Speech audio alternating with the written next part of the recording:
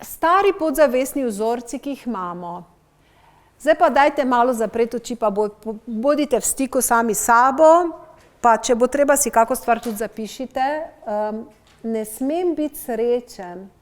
A čutite, da je to vaš podzavestni vzorec ali ne? Ne smem biti srečna. Jaz mislim, da ga marsikateri Slovenec ima.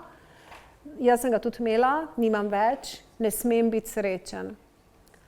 Ali pa naprej. Naučeni smo bili na logičnem nivoju in tudi na podzavesti, da je življenje je borba. Imamo to? Imamo?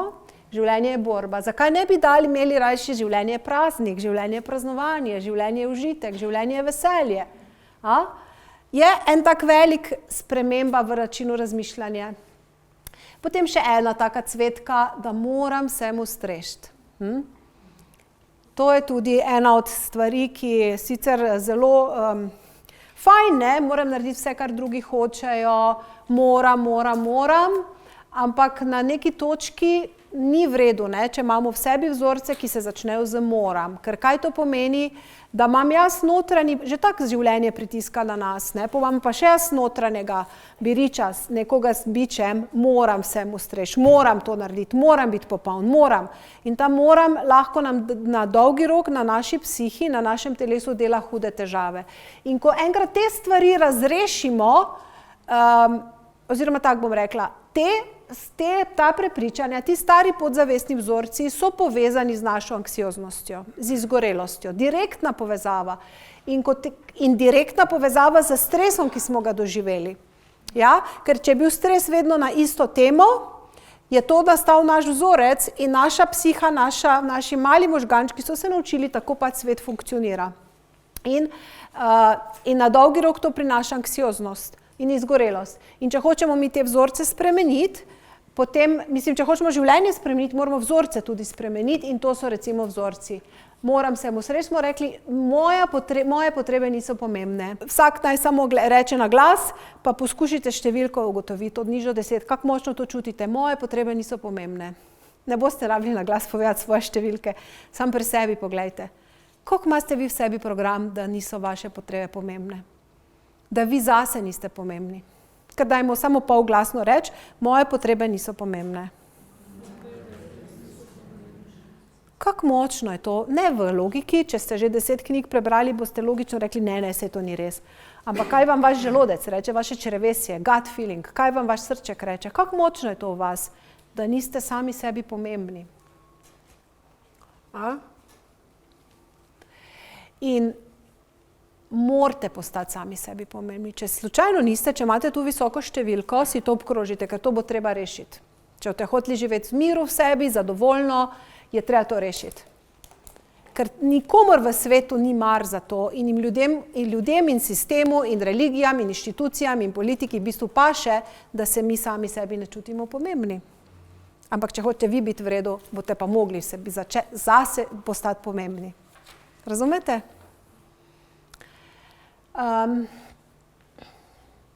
Da se moram dokazovati. To sem jaz imela ful globoko, ker sem imela močno občutek manj vrednosti, da sem manj vredna, da nisem dovolj dobra in potem sem se hotela na zunaj dokazovati z ne vem čem vsem. Ne? Samo zato, da bi v bistvu na tiho sebi dokazala, da pa sem. In potem je to lahko naše pehanje za novimi nazivi, za novo izobrazbo, za novimi avti, za še večjo hišo, za še večje, boljše počitnice. Ampak s tem samo to poganja, v bistvu naša nesigurnost poganja vse to. Naš strah poganja vse to. Mi pa hočemo, da naše življenje ne poganjajo naši strahovi, ampak naše navdušenje. Tisto naše bistvo, tisto naše lepo v nas. Še vedno imam lahko dober avto, sam ga nimam zato, ker hočem z nekom to tekmovati ali pa se komu dokazovati. Razumete razliko? Še vedno lahko grem na lepe počitnice, ampak ne grem zato, da bi dokazala svetu, da si jih jaz pa zaslužim. Ne? Še vedno lahko, ne vem, ne živimo več zato, da bi neke svojo praznino nadomestili z nečim drugim.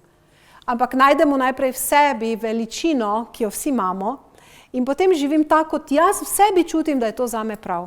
Kako se vam to zdi? Se vam zdi to utopija ali resničnost, kar vam zdaj govorim? Ha? Je, ne? Kako? Je, ne? Ampak in to je nekaj, do česar bi res rada, da pridemo. Pa ne zaradi mene, zaradi vas. Ne? Da vsak od nas odkrije veličino v sebi, da najdemo tisti najlepši del sebe, znotraj sebe in da živimo v skladu sami sabo. Ko živimo mi v skladu sami sabo, ni anksioznosti. Ko živimo v stiku sabo in res ljubeče do sebe, ni bolezni. Kadar pa živimo iz strahu in iz nemoči in starih vzorcev, takrat pa naše telo ne more biti zdravo. In to se da obrniti. Ok? Ja? Vam postaja všeč? Meni je, ko sem jaz to odkrila, meni to bilo wow. Jaz sem to vse čisto zaljubila v te stvari.